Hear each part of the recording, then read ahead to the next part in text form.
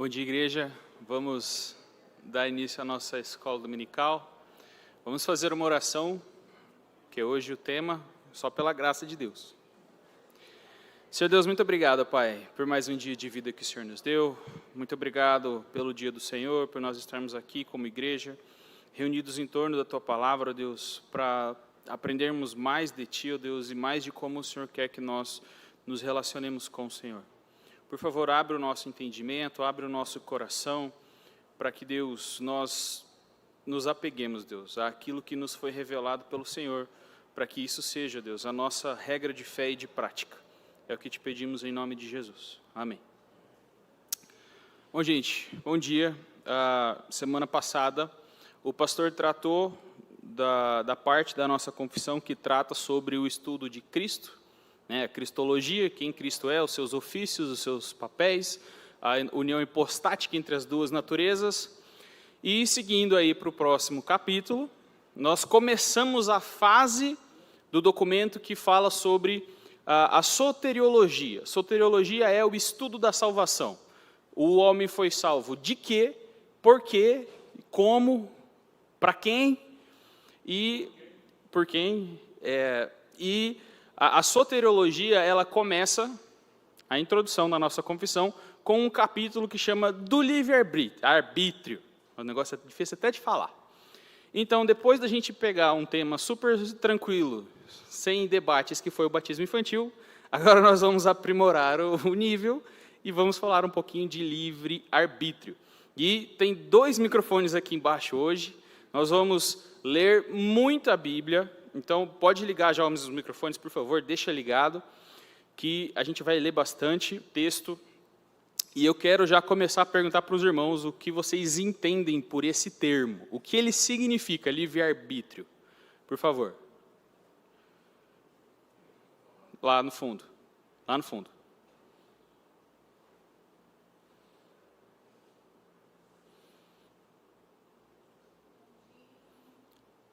Tá ligado? Júnior, está mutado os mix sem fio? Tem que esperar um pouquinho, então.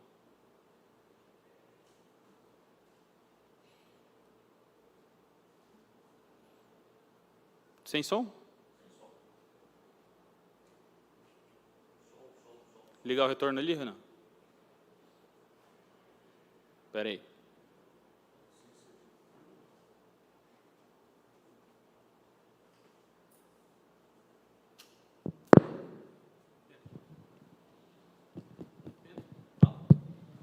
Agora ligou.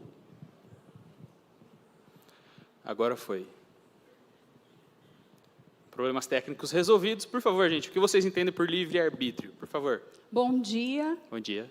Quando Jesus ele apresenta, o Senhor Deus Criador apresenta o plano de salvação de Jesus, Ele quer que nós o amemos voluntariamente. Ele não quer que sejamos escravos, mas livres e entendendo o seu amor por nós. Eu entendo ser isto o livre-arbítrio que Ele colocou em nós. Max. Bom dia. Bom dia. Eu entendo que livre-arbítrio é o poder de decisão que o homem teria, no caso, Certo. sem interferência. Sem interferência. Então, Tá. no nosso caso, hoje, nós temos a natureza escravizada pelo pecado. Certo. Ou é a interferência do pecado, ou é a interferência do Espírito Santo. Então, o homem não é livre para tomar suas decisões arbitrariamente, eu não sei se seria o termo certo. Sim. Combina com o título. Pois não? Meu irmão, eu ia falar justamente o que o irmão falou. Em uma definição básica, o livre-arbítrio é o poder de um indivíduo tomar decisões ou escolhas sem arbitrariedade alguma, coisa que eu não... Sendo Eu não, a tábua Bíblia rasa. não concorda. Entendi. Mais alguém quer contribuir, gente? Por favor. Porque se ninguém tem mais nada a acrescentar, presbítero, quer acrescentar alguma coisa? Fica à vontade. Estava só comentando com a minha esposa aqui, né? Arbítrio de arbitrar, né? Como se fosse um árbitro de futebol, né? Que tem o Certo. poder de arbitrar de acordo com a lei, né? Então ele arbitra, ele decide baseado na lei, sem qualquer tipo de contestação. Gente, Você vai ter que trabalhar um pouquinho, que o Vou. povo está fiado. hoje eu vou ter que Mereceu honrar o salário. Gente, na nossa doutrina bíblica, a gente tem muitas tensões, muitas ideias que a gente não consegue conciliar exatamente. Vou dar um exemplo. A Trindade. A Trindade é uma tensão teológica. Como é que Deus é um em ser, três em pessoa? Não cabe na nossa cabeça. Está além do nosso raciocínio lógico. Por quê? Porque Deus é acima de nós, né? Se a gente concebesse em Deus que cabe dentro da nossa cabeça, ele é limitado. Simples assim. Outra tensão teológica foi o que o pastor falou semana passada. Como é que Cristo é verdadeiro Deus e verdadeiro homem e apresenta as duas naturezas e elas não se confundem, não se misturam, mas também não se separam? São tensões que, se a gente for levar o texto bíblico a sério, nós precisamos manter sempre as duas verdades. Elas vão tensionar, na nossa cabeça elas vão entrar em choque, mas as duas são verdades. Mesmo que elas pareçam um paradoxo, ambas são verdadeiras. Na nossa cabeça é difícil de reconciliar, mas a mente que revela a Escritura não é a nossa, é a mente do Espírito, que perscruta a mente do Pai e nos revela a vontade dele. A tensão teológica que nós vamos trabalhar hoje dentre as tensões, ao meu ver, é simplesmente a mais simples, é a mais fácil de resolver, que é a tensão entre a soberania de Deus e a responsabilidade humana. O que significa soberania de Deus? Presbítero, por favor, defina para mim soberania de Deus. Deus é soberano, manda quem pode e obedece quem tem juízo. É uma boa. Alguém quer definir para mim responsabilidade humana? Alguém? Eu também vou querer aumento, viu, O bispo? Max, Eu vou ter que o andar Max. muito. Responsabilidade humana, o que seria? Eu entendo que a responsabilidade humana está atrelada à nossa condição natural, né? Que é as decisões que a gente toma de acordo com a nossa natureza. Não sei se Entendi. seria isso. Eu entendi. Eu tenho uma resposta curta, mas o que ele disse é fundamental, né? Deus é soberano e todas as coisas só acontecem porque Ele quer ou Ele permite. Certo. Só que nós somos responsáveis pelas nossas escolhas. Como é que você junta isso? Aí é que é a Veja tensão só. teológica. Pessoal, por favor, me ajudem aí, comecem a abrir nos textos que estão dispostos, porque eu quero que a base bíblica para os dois conceitos fique extremamente bem fundamentada. Nós não vamos fugir da Bíblia. Por favor, gente, cada um vai abrindo num texto aí, escolhe um. É melhor você falar para eu já ir direcionando. Vai. Vai ler? Vai ler todos. Pelo amor de Jesus Começa Cristo. aqui, ó. Eu vou abrir em Efésios 1:11, que é o meu favorito. Passa ali, ó. Depois já passo aqui, andando no microfone. Por favor. Eu vou ler Efésios 1:11, tá? Eu fico por último na questão da soberania. Pode ler os outros 9. Deuteronômio 10:17. Pode ler, por favor. Pois o Senhor, vosso Deus, é o Deus dos deuses e o Senhor dos senhores, o Deus grande, poderoso e temível, que não faz acepção de pessoas nem aceita suborno. Rei dos reis, Deus dos deuses. Ou seja, se o ser humano é uma categoria e a divindade é outra categoria, a divindade de Deus é mais divina do que a divindade normal. É mais ou menos isso, porque ele é Deus dos deuses. Beleza. Daniel 7 ali. Daniel 7, Paulo, por favor. Depois aqui, Salmo 135. Daniel 7, 27, né? Isso. O reino e o domínio e a majestade dos reinos debaixo de todo o céu serão dados ao povo dos santos do Altíssimo. O seu reino será reino eterno e todos os domínios o servirão e lhe obedecerão. Certo. O reino do Altíssimo será eterno e tudo será posto debaixo do seu reino. Salmo 135, 5. Oi. De fato, eu sei que o Senhor é grande e que o nosso Deus está acima de todos os deuses. Nosso Deus está acima de todos os deuses. Então, Ele está sobre todos, certo? Próximo. Aqui vai ler 1 Timóteo 6, 14 e 15. Certo.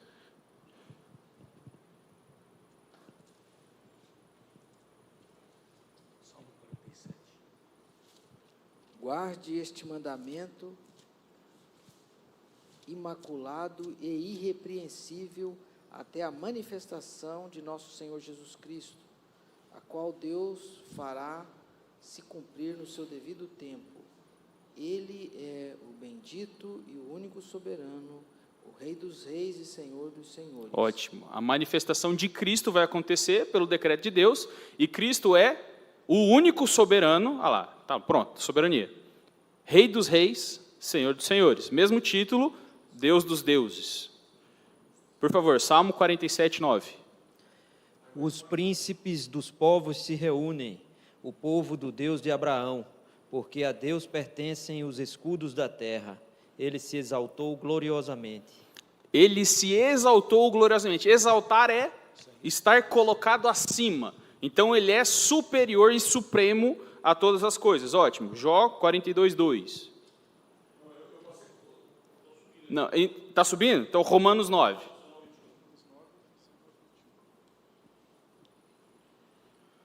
Tu, porém, me dirás, de que se queixa ele ainda? Pois quem jamais resistiu à sua vontade? Quem és tu, ó homem, para discutires com Deus? Porventura pode o objeto perguntar a quem o fez? Por que me fizeste assim? Ou não tem o oleiro direito sobre a massa, para do mesmo barro fazer um vaso para honra e outro para desonra?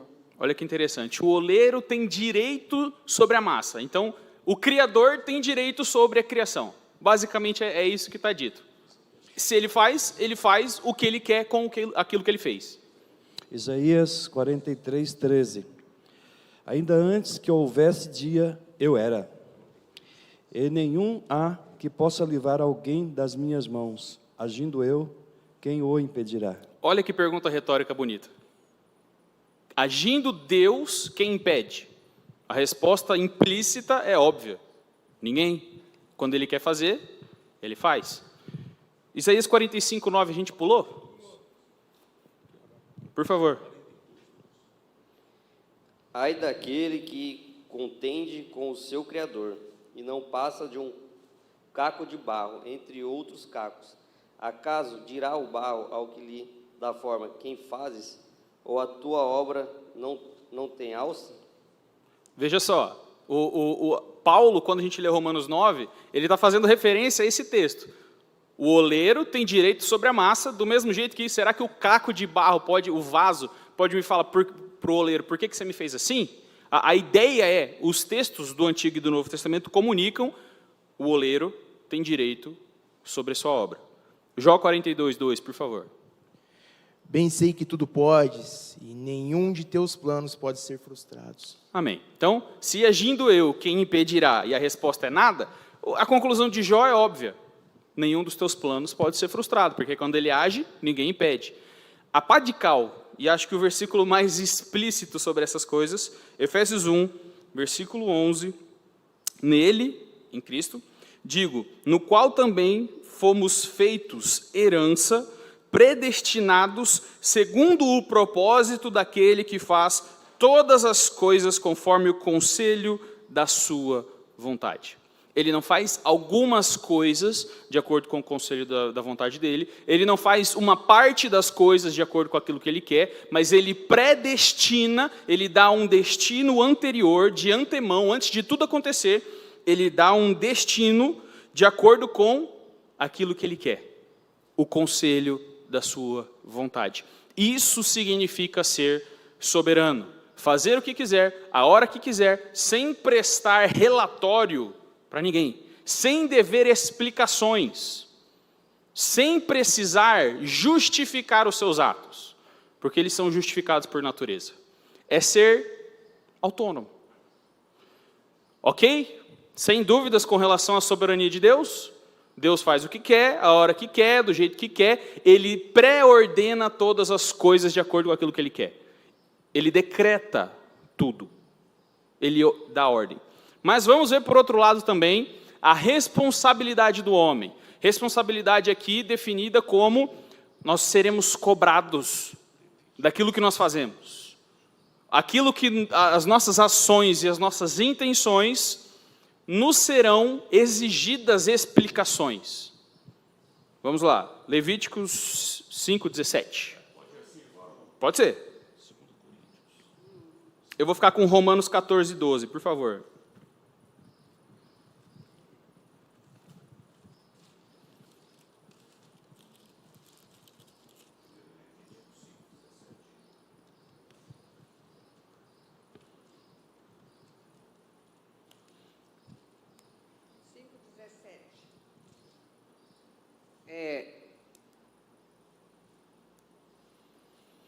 E se alguma pessoa pecar e fizer contra algum de todos os mandamentos do Senhor aquilo que se não deve fazer, ainda que o não soubesse, contudo será culpada e levará a sua iniquidade. Veja só, desconhecimento da lei não é justificativa para a quebra da lei.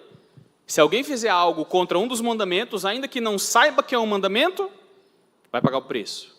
Vai ser responsável, vai responder por aquilo que fez. Próximo, pode ir. 2 Coríntios 5:10. Pois todos nós teremos de comparecer diante do tribunal de Cristo, para que cada um receba o que merecer, pelo bem ou pelo mal que tiver feito neste corpo terreno. Não carece de maiores explicações. O texto é bem autoexplicativo. Nós vamos aparecer diante de um tribunal, responder de acordo com aquilo que a gente fez. Você quer pergunta? Para leitura, eu estou indo assim já. Tá? Gênesis 4:7. Se fizer o que é certo, não é verdade que você será aceito. Mas se não fizer o que é certo, eis que o pecado está à porta, à sua espera. O desejo dele será contra você, mas é necessário que você o domine. É necessário que você o domine. As outras versões te falam assim, a ti cumpre dominá-lo.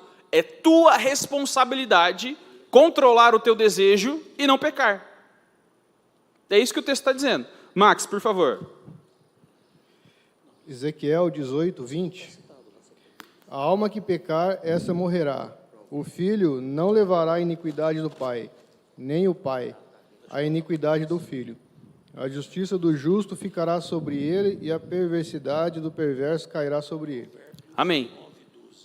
O que você faz recai sobre você. O filho não responde o pecado do pai, o pai não responde o pecado do filho. Aquele que comete justiça, a justiça dele é dele. Aquele que comete iniquidade, a iniquidade dele é dele. Cada um recebe de acordo com aquilo que pratica. Próximo, Provérbios 9:12. Se és sábio para ti mesmo, o és. Se és escarnecedor, tu o suportarás. Veja só, se você é escarnecedor, se você é ímpio, corrompido, aquilo que você faz, você vai suportar. Você vai receber em cima das suas costas e vai ter que carregar aquilo que você fez. Você vai responder pelo seu escárnio. Ótimo. Deuteronômio 24:16.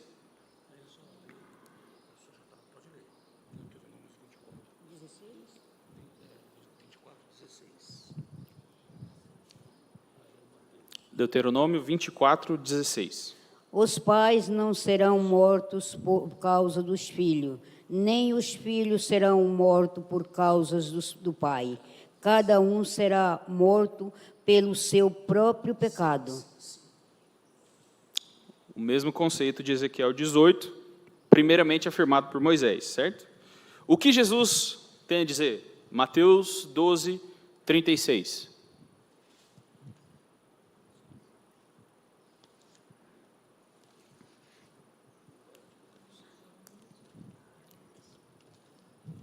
Mateus 12:36, por favor.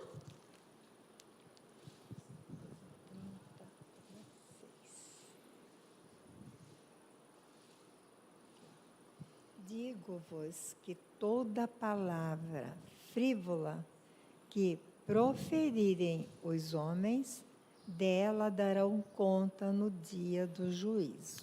Veja só, até daquilo que a gente fala, de cada palavra frívola que sai da nossa boca, daremos conta no dia do juízo. Então não é só o que a gente pratica, é o que a gente fala também. Tá, Gálatas 6:5. Porque cada um levará o seu próprio fardo. Cada um levará seu próprio fardo, beleza. Então, o que eu faço, o que eu produzo, minha responsabilidade. Romanos é o meu, vou ficar por último, por favor. Jó 19:4. Bom, é que eu ia ler por último, mas pode ler, tá. Romanos 14:12. Romanos 14:12. Assim, pois, cada um de nós dará contas de si mesmo a Deus. Beleza, tá aí. Isso é ser responsável, é prestar contas, responder a alguém. E a gente vai responder ao soberano, beleza. Jó 19:4, para terminar. Embora haja eu, na verdade, errado, comigo ficará o meu erro. Olha lá, eu errei, meu erro fica comigo, quem responde por ele sou eu. Eu acho que está amplamente firmado na Escritura que Deus pré-ordena todas as coisas de acordo com o conselho da tua vontade. Igualmente está amparado na Escritura. Cada um prestará conta de si mesmo, responderá. A tua justiça será para ti, o teu pecado será para ti também. A questão, eu vou colocar essa questão para o professor, é que quando a gente fala de soberania de Deus e predestinação, quem não concorda com isso, fala então que a responsabilidade do pecado também é de Deus, não é minha. Aí nós lemos os textos onde diz que Deus é soberano, é Ele quem determina todas as coisas. E também lemos textos que dizem que eu sou responsável pelos meus atos, pelos meus pecados. Como juntar essas duas verdades? Se Deus é soberano, absoluto, Ele deveria ser responsável pelo meu pecado. Se eu sou responsável pelo meu pecado, então Deus não é absoluto na minha vida. São coisas que não se misturam. Soberania de Deus com responsabilidade do homem. Como é que faz as coisas andarem juntas? Esse é o problema dele. Veja só, é isso que a gente fala de tensão. Porque para nós, parece que o presbítero me fez um favor de levantar um paradoxo irremediável. Mas, dentre todos os paradoxos do cristianismo, esse é o mais simples de todos eles.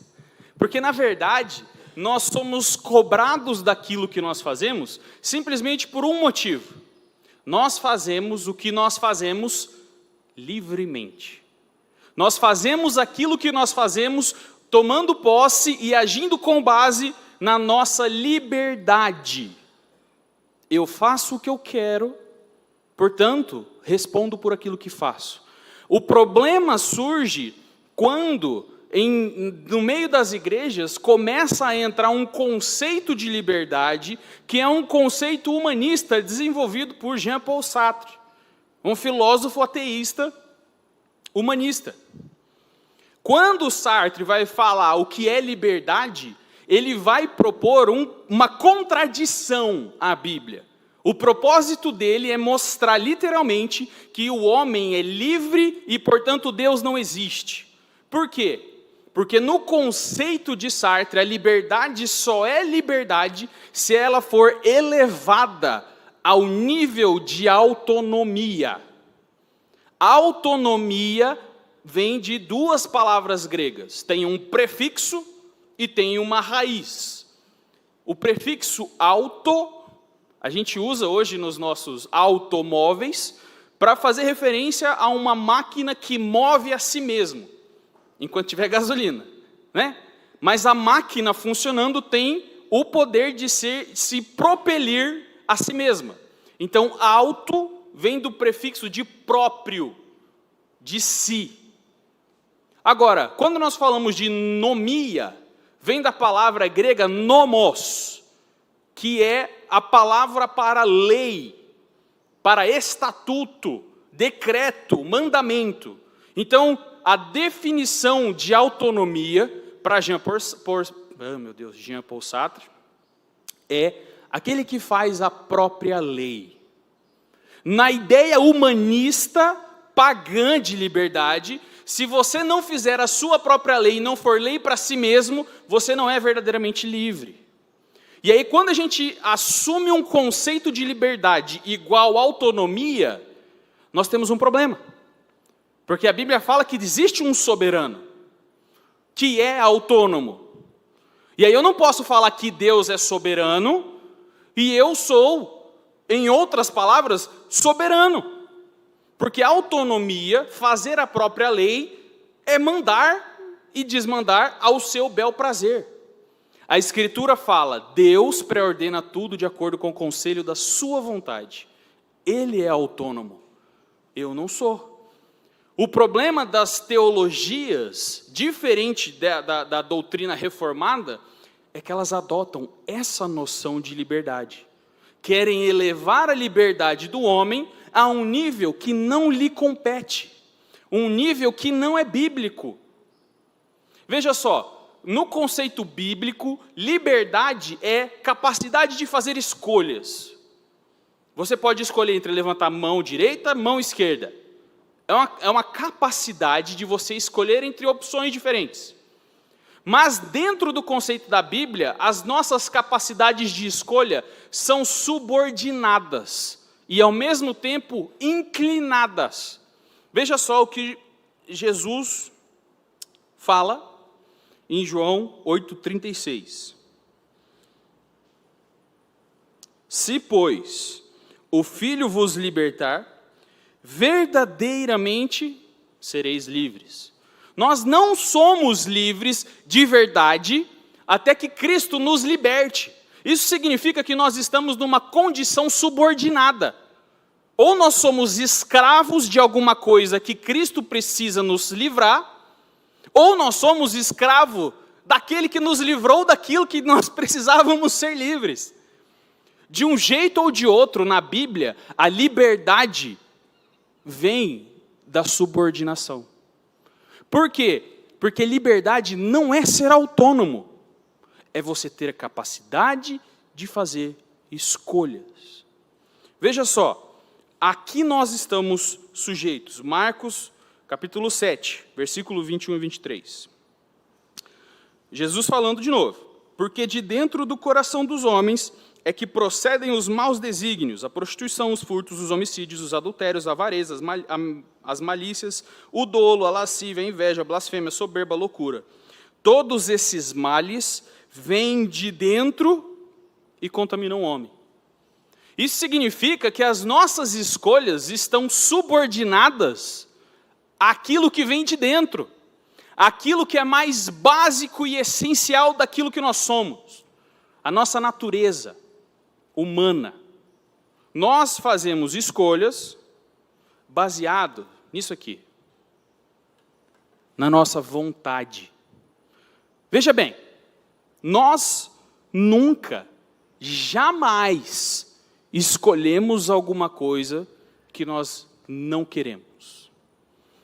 Vou dar um exemplo. Se um ladrão chegar para mim agora, apontar uma arma para a minha cabeça e falar, seu dinheiro ou sua vida, ele não me tirou a liberdade. Eu posso fazer assim, será que eu quero trabalhar amanhã, depois? Não sei, eu acho que eu gosto mais do meu dinheiro, eu escolho morrer. Ele só reduziu as minhas opções, mas a liberdade de escolher entre o dinheiro ou a vida é minha. Ele reduz as minhas opções, mas, contudo, entretanto, todavia, porém, eu faço o que eu quiser. Se eu estiver mais inclinado a permanecer vivo, eu entrego meu dinheiro. Se eu não estiver tão apegado à vida assim, e falar, quer saber, quero morrer menos pobre, eu fico com o dinheiro e levo o tiro. O que eu quero? Eu quero viver? Ou eu quero manter a nota de R$10? Eu quero viver ou eu quero ter meu celular? O que eu quiser mais, eu vou escolher. Veja só, às vezes a gente não queria estar aqui na EBD. Às vezes a gente preferia estar em casa dormindo. Mas depois a gente ia escutar a encheção de saco da esposa, falando, não, tem que ir para a igreja, tem que acordar, tem que ir para a igreja. Não, eu não queria estar aqui. Não, você queria. Você queria mais estar aqui, contrariado, emburrado, do que você queria ficar em casa ouvindo a encheção de saco da esposa. ela talvez tenha reduzido as suas opções, mas você escolheu aquilo que você quer. Ninguém pode escolher uma coisa que não quer. A nossa capacidade é de ir atrás da nossa vontade. E veja só, a Bíblia fala que a nossa vontade, ela é livre de coerção. Ninguém pode forçar a nossa escolha. Veja bem, Salmo 81, versículos 11 e 12. Deus falando: o meu povo não me quis escutar a voz, e Israel não me atendeu. Assim, deixei-o andar na teimosia do seu coração. Siga os seus próprios conselhos.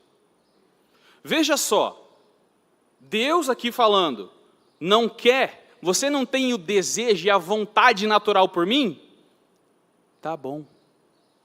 Segue tua vida. Se afunda nos teus pecados. Eu vou deixar de restringir o seu mal e permitir que você se afunde nos teus desejos e se afunde, portanto, naquilo que você quer, que você vai escolher e, consequentemente, no seu pecado. Veja só, por quê? Por que nós escolhemos isso? Porque a Bíblia fala que nós somos livres de coerção externa, mas nós não somos livres de inclinação interna. Nós não somos uma tábula rasa, que não tem preferências. Nós temos. Veja só, Jeremias, capítulo 17, versículo 9. Veja a preferência do nosso coração. Enganoso é o coração, mais do que todas as coisas, desesperadamente corrupto. Quem o conhecerá? Veja só. O meu coração me engana. A minha natureza e a minha vontade são contra mim. Eu não me conheço e aquilo que eu quero é desesperadamente corrupto. É inclinado para uma corrupção. É voltado para um lado. Eu tenho uma preferência. Eu quero alguma coisa. Portanto, eu escolho o que eu quero. De acordo com isso, é o meu coração enganoso, que é desesperadamente corrupto, que vai escolher aquilo que ele quer. O que será que ele quer? Fica aí a dúvida pairando no ar. Veja só, quando a gente fala de fazer escolhas, nós temos que fazer duas distinções bastante importantes, que é a nossa capacidade intelectual. Nós temos o aparato biológico que permite fazer escolhas, o cérebro que funciona, uma mente que opera e que pode naturalmente, biologicamente, escolher entre opções. É só ver o texto de Josué 24. Ele fala, ó, se parecer mal servir ao Senhor, escolham hoje a quem vocês vão servir. Se é os deuses dos amorreus, os deuses dos ferezeus, os deuses do Egito, eu e a minha casa serviremos ao Senhor. Josué está apresentando uma escolha para o povo aqui. Por quê? Porque ele sabia que o povo tinha a capacidade intelectual de escolher. Eu posso escolher intelectualmente vir nessa igreja ou ir na igreja aqui do lado, atravessando a rua, na católica. Ou eu posso pegar a rua ali e achar um centro espírita e ir lá.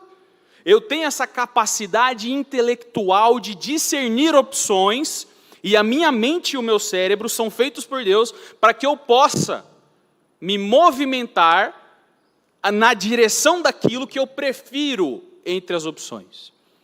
O que a Bíblia não permite, e em nenhum momento, é que nós tenhamos a capacidade moral de fazer escolhas boas. Aí é que está a diferença.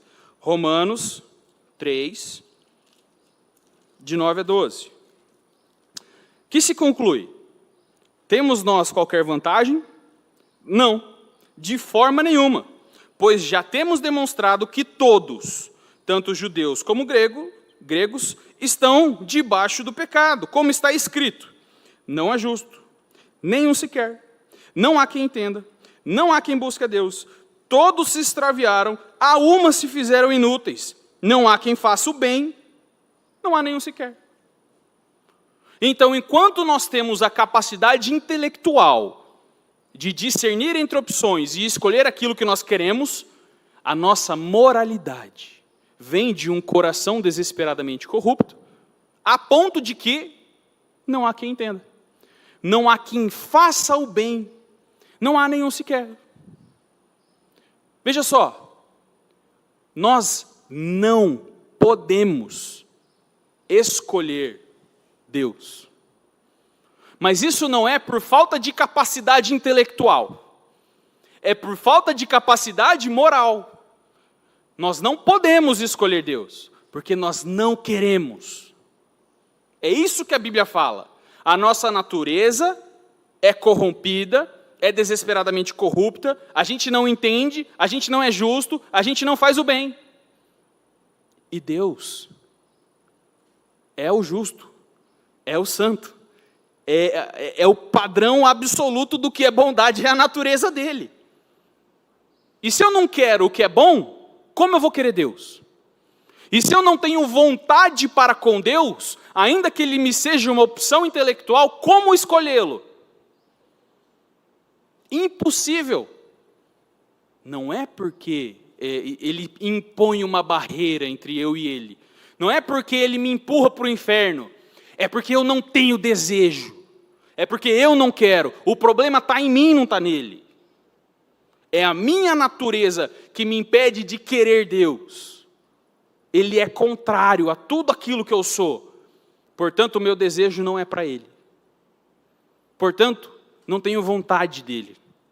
Consequentemente, não o escolho. É por isso que o começo da nossa doutrina da salvação, a soteriologia, precisa ser uma exposição de quem o homem é, das suas capacidades. Porque uma vez que nós entendemos o tamanho do buraco que nós estamos metidos, nós vamos entender o porquê que só Deus resolve o problema. E é por isso que a resposta ao livre-arbítrio, com essa concepção pagã de liberdade, resumida a uma soberania humana, é respondida pela Bíblia na doutrina do primeiro ponto do calvinismo, que é a depravação total do ser humano. E aí, senhor presbítero, por favor, vamos passar de novo, para novamente não restar dúvidas, assim como nós temos plena convicção de que Deus é soberano e de que nós somos responsáveis, não vamos restar dúvidas do que está dentro do homem, do que nós somos por natureza. É questionamento aqui? É leitura? Colocação. Pode falar. Pode falar. Da maneira como o Rafael está falando, uma ilustração que eu vejo é entre Caim e Abel, né? Caim, ele exerceu sua natureza, né? Sim. Ele fez aquilo que ele achava que era o melhor, tomou uma decisão, mas era de acordo com a natureza dele. Exato. Já Abel, ele respondeu, né, à vontade que Deus queria, que era de consagração. Exato, pela própria graça de Deus. Então, são duas decisões diferentes, um conduzido pelo Espírito Santo. E o outro pela própria natureza. Exatamente. Pode ler, Coca. Gênesis 6:5. Viu o Senhor que a maldade do homem se havia multiplicado na terra e que era continuamente mal todo o desígnio do seu coração. Isaías 64, versículo 6. Próximo é o Salmo 51, 5. Isaías 64, 6. Pode ler, por favor. Salmo 51.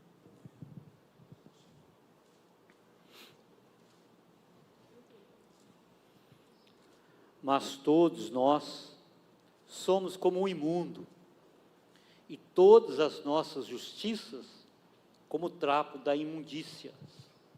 Todos nós murchamos como a folha, e as nossas iniquidades como um vento nos arrebata. Veja só, o trapo da imundícia, para quem não entende a referência, é o que no Antigo Testamento o leproso usava para cobrir as chagas. Era o que a mulher usava para segurar o corrimento. Era uma coisa que era imunda aos olhos do povo, que devia ser tirado de dentro do meio do acampamento da congregação de Israel. E o texto está falando, aquilo que a gente tem de melhor, a nossa justiça, não passa de um negócio que precisa ser tirado do meio de nós e queimado, porque é sujo. Pois não, Salmo 51, 5. Eu nasci em pecado, eu nasci na iniquidade, e em pecado me concebeu minha mãe. Veja só, não é como se a gente nascesse uma tábula rasa, sem inclinação. Na concepção, no momento que o espermatozoide fecunda o óvulo, nós somos concebidos em pecado. Ali está uma célula pecadora. Uma célula cuja natureza é corrompida. E precisa da graça de Deus. Que se deixar seguir o seu desenvolvimento pleno e formar todos os aparatos cerebrais de fazer escolhas, vai fazer escolhas e não vai querer Deus. Porque não está na natureza dele. Jeremias 13, 23. Pode acaso o etíope mudar a sua pele ou o leopardo as suas manchas? Então podereis fazer o bem estando acostumados a fazer o mal. Será que a gente pode mudar a mancha da onça? Será que alguém pode trocar a cor da própria pele? Obviamente não. E aí, o texto é, do mesmo jeito que você não muda a sua natureza física, você não muda a disposição do seu coração. Você não faz o bem, porque você está acostumado a fazer o mal. João 5,40, Jesus de novo, vamos lá. Contudo, não quereis vir a mim para terdes vida. Veja só, a vontade dos fariseus era não ir para Jesus. É exatamente isso que nós estamos dizendo aqui. Por que eles não vão para Jesus? Porque eles não querem. Só por isso. A natureza deles impede a vontade. Eles não querem Deus. Romanos 5, 12.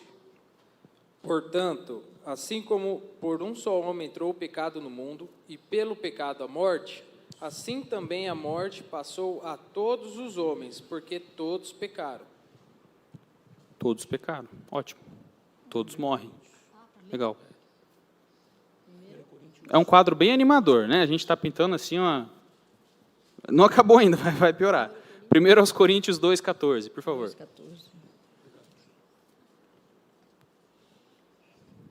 Ora, o homem natural não aceita as coisas do Espírito de Deus, porque lhes são loucura, e não pode entendê-las, porque elas se discernem espiritualmente.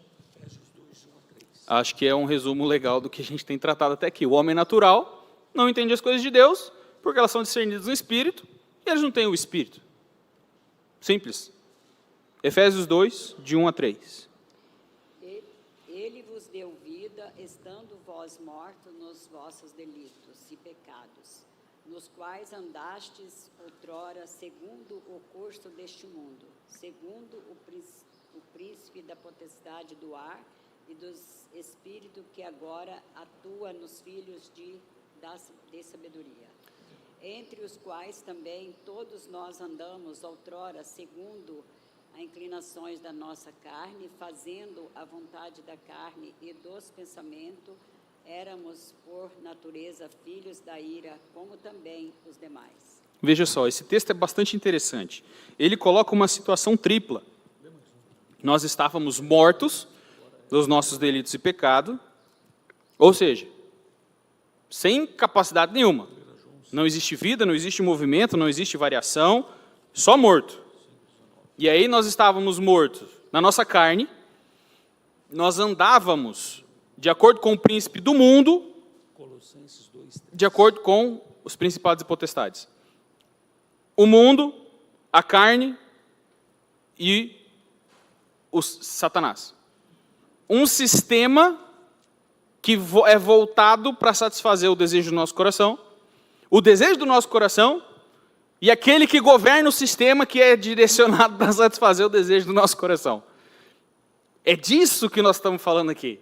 Tudo que existe é voltado para manter o homem na sua condição natural. Morto.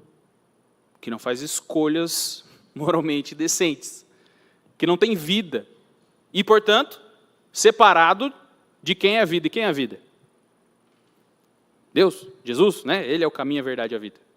Separados dele, não é da nossa natureza querê-lo. 1 João 5,19. Sabemos que somos de Deus e que o mundo inteiro jaz no maligno. Ótimo. Então, o mundo jaz no maligno, nós somos de Deus. Separação. Colossenses 2, 13. Eu já estou aberto em João 3. E a vós outros que estáveis mortos pelas vossas transgressões e pela incircuncisão da vossa carne, vos deu vida juntamente com ele, perdoando todos os nossos delitos. Veja só, nós estávamos, essa é a condição do ser humano, morto nas nossas transgressões. A mesma coisa que Paulo afirma em Efésios 2. E João 3, 19. O julgamento é este, que a luz veio ao mundo, e os homens amaram mais as trevas do que a luz, porque as suas obras eram más. Veja só, de novo repetindo aquilo que nós dissemos. Jesus veio, ele é a luz do mundo, e os homens amaram as trevas. Eles não quiseram a luz. Por quê? Porque eles eram maus. Eles não podem querer a luz que é boa, porque eles são maus. Veja só, a doutrina da depravação total, ela é a exposição dessa natureza humana. É essa antropologia, esse estudo de quem o homem é.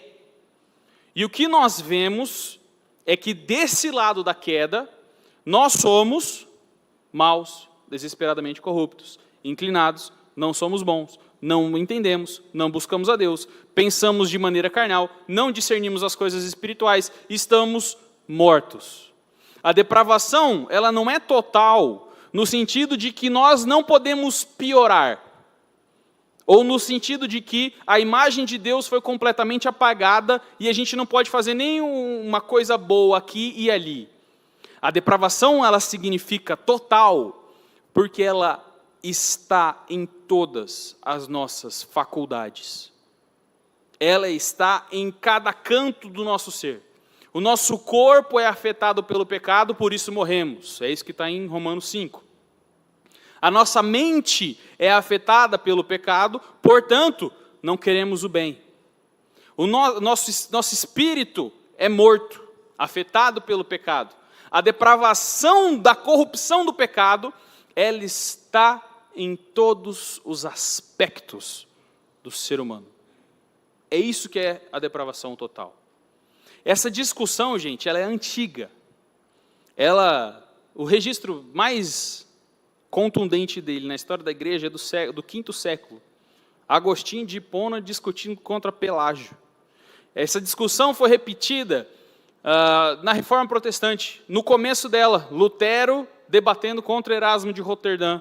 Isso aconteceu no período escolástico dos protestantes, lá depois no Sínodo de Dort, onde os discípulos de Jacó Armínio tentaram fazer um sínodo modificando a crença da Igreja da Holanda. A Igreja da Holanda reuniu todos os seus teólogos, convidaram teólogos internacionais para sentar e discutir o que está acontecendo aqui.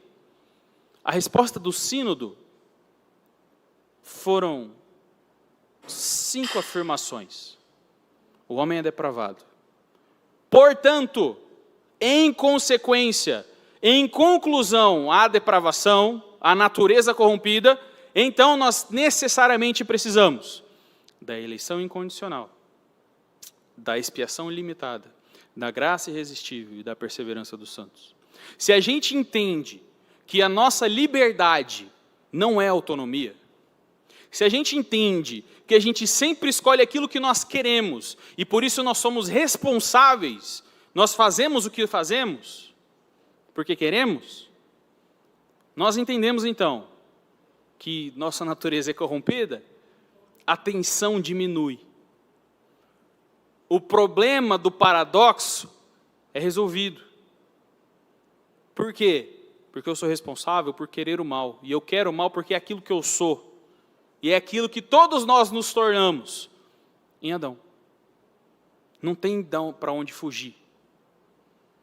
Qualquer diferença dessa exposição, a gente vai acabar maculando a soberania de Deus, falando que Deus é menos Deus do que ele afirma ser, ou nós vamos acabar responsabilizando Deus pelo mal que há em nós. E isso é inadmissível para a Escritura. Ai daquele que chama o bem mal e o mal bem. Então, que nós possamos responder com a nossa liberdade, comprada pelo sangue de Cristo, de maneira positiva a isso. Sabendo que nós, se a gente permitir, o velho homem rapidinho dá aquela acordada, né? E volta. E o nosso coraçãozinho mal, que ainda está aqui, desperta. Mas Paulo fala, cada dia eu vou esmurrando o meu corpo, reduzindo ele à escravidão, num esforço, uma luta constante, para não deixar essa natureza dominar a vontade e fazer com que ele queira coisas ruins e escolha coisas ruins e seja responsabilizado por fazer coisas ruins. É uma coisa difícil, porque em Romanos 7, quando ele vai contemplar a situação dele, ele fala assim, desventurado homem que sou, quem me livrará do corpo dessa morte? Eu não quero fazer o mal, mas o mal que eu não quero faço e o bem que eu quero não faço. Socorro! Como que eu vou me livrar disso? A esperança é escatológica, é Cristo. Porque sem Ele, gente, sem a ação do Espírito, a regeneração do nosso coração, nós estamos fadados a permanecer nessa condição.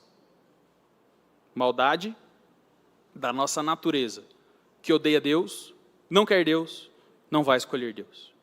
Por favor, para encerrar. Só um ponto além, nós lembrarmos que teve um homem que tinha liberdade de escolha entre o bem e o mal. Quem era? Quem foi? Teve dois. Teve dois, né?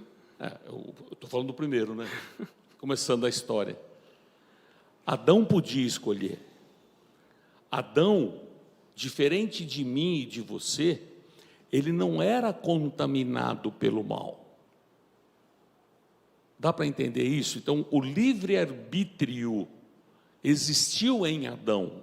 Ele não tinha essa natureza pecaminosa. E ainda assim, ele escolheu contra Deus. Esse ato da escolha de Adão contra Deus contamina todo o ser humano. E aí nós não temos mais essa capacidade. Aí entra na aula que o professor trouxe. O outro homem que tinha opção foi Jesus, que também não era nascido de homem, portanto não herdou essa natureza pecaminosa, ele podia escolher entre o bem e o mal. E o que ele escolheu? O bem, para pagar a nossa conta. A Bíblia se fecha nessa ideia.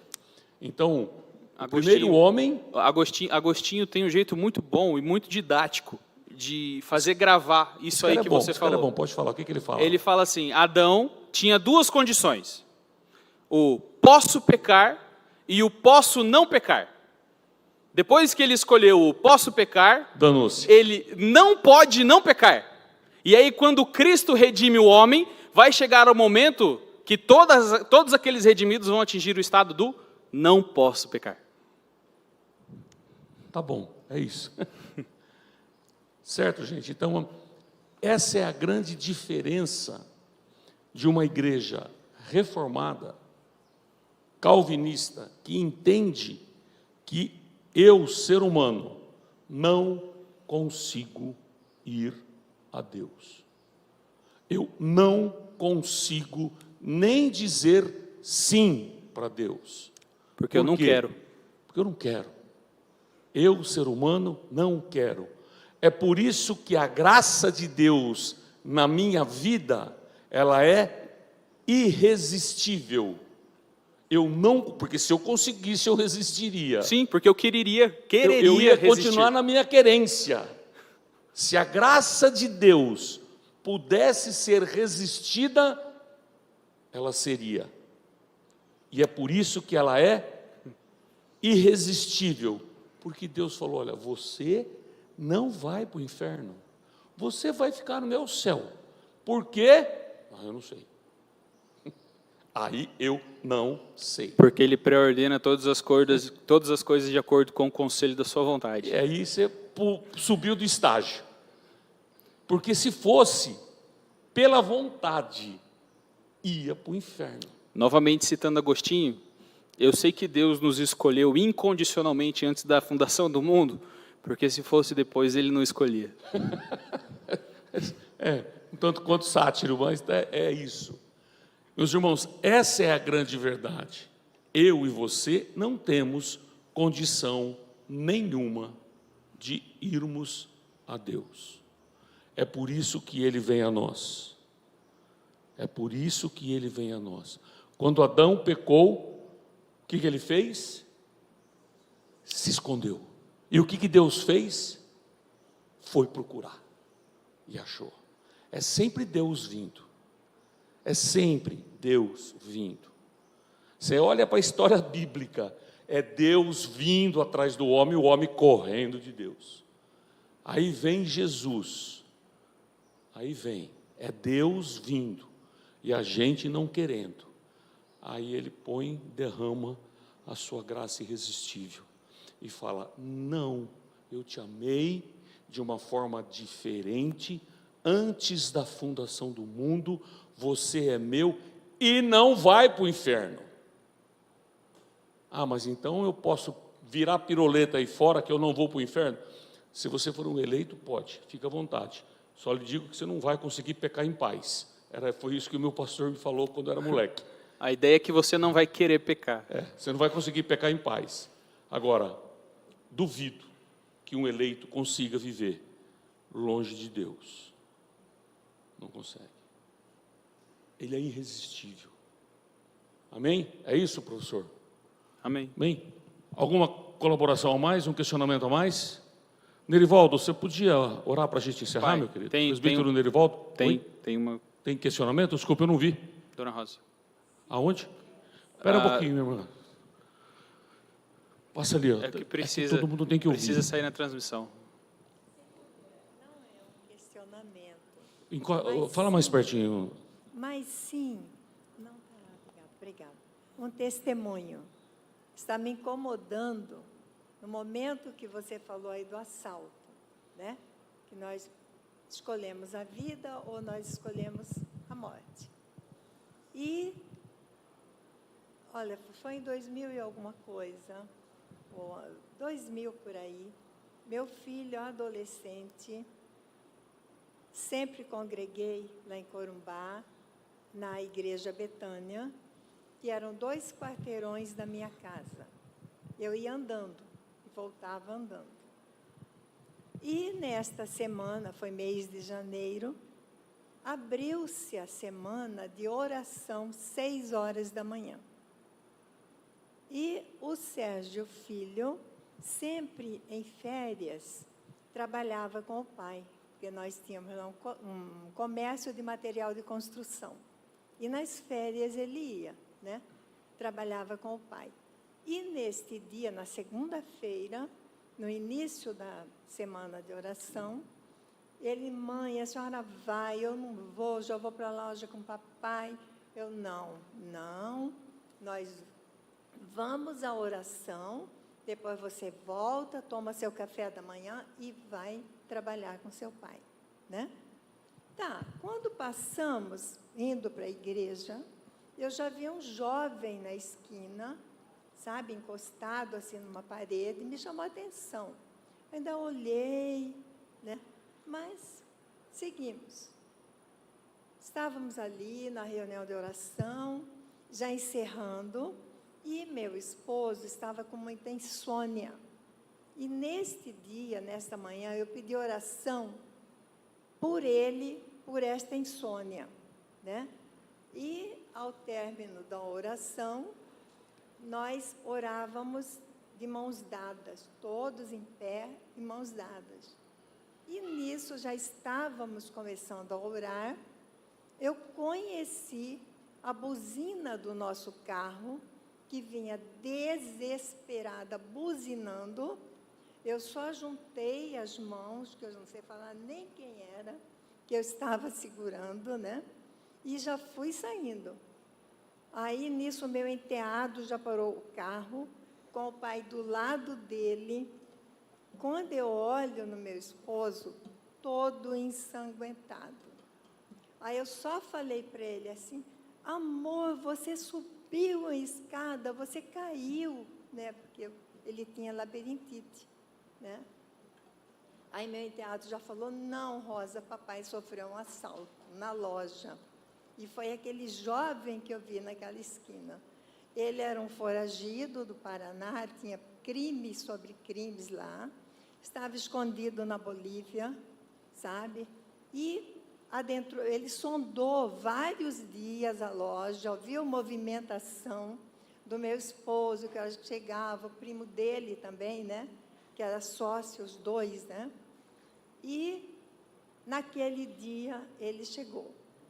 Mas foi assim, naquela manhã, em frente à loja, o vizinho, tinha chegado um polícia rodoviário, um polícia federal, filho daquele casal ali da frente da loja.